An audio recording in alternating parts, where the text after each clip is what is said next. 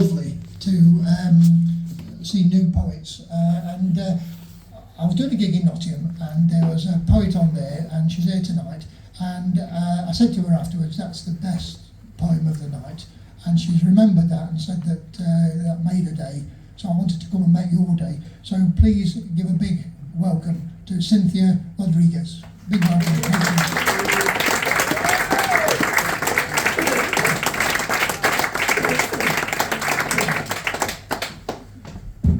Hello everyone. Hi. I see familiar faces.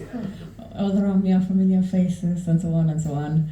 Yes, very exciting and very random to be here on stage. This is equivalent of a teenager being called by Harry Styles to be like, come on and sing a song, and it's Itsy Bitsy Spider.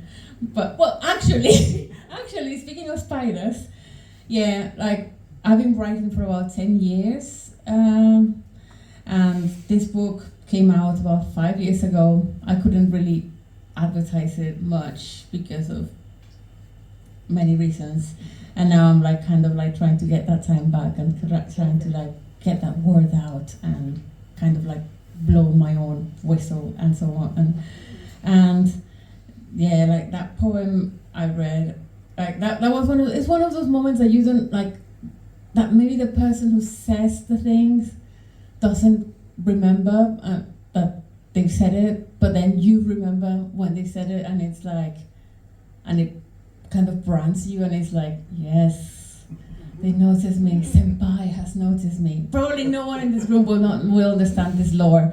I'm almost 40, but yeah, but I have the brain of a 25-year-old. I don't know. Don't we all, darling? Yeah, don't we all? Actually, that's why we're here. We're young at heart.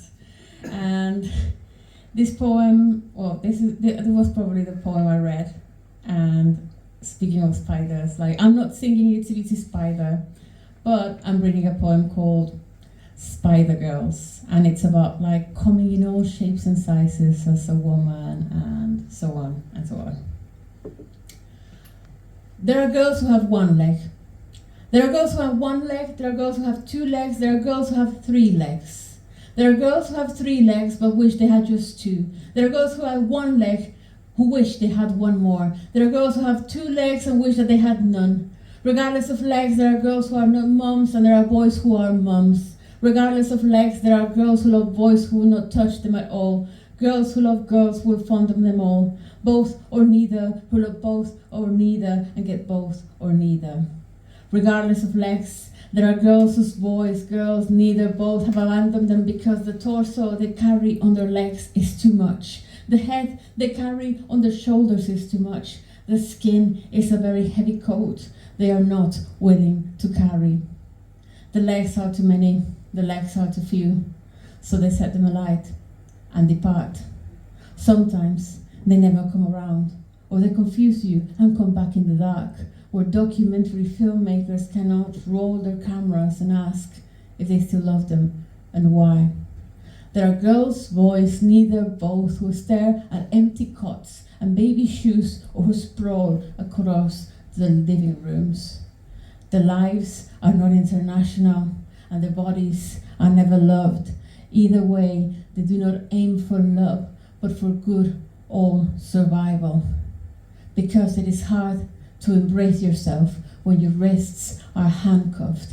It's hard to embrace yourself when your hands are tied. It's hard to embrace yourself when your arms are short, and where regardless of the number of your legs, civilization treats you like you have more than 8. The best thing you can do is climb and build your own web.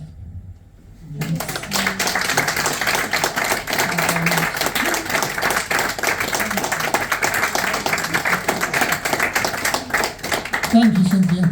Again, best poem of the night. Well done.